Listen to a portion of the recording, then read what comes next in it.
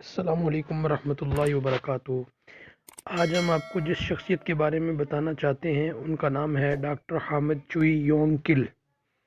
جی ہاں، جنوبی کوریا کے یہ ڈاکٹر ہیں، ڈاکٹر حامد چوئی یونگ کل حافظہ اللہ تعالی، ایک مقامی کوریائی مسلمان جس نے پہلی بار قرآن اور صحیح بخاری کا کورین زبان میں ترجمہ کیا ہے۔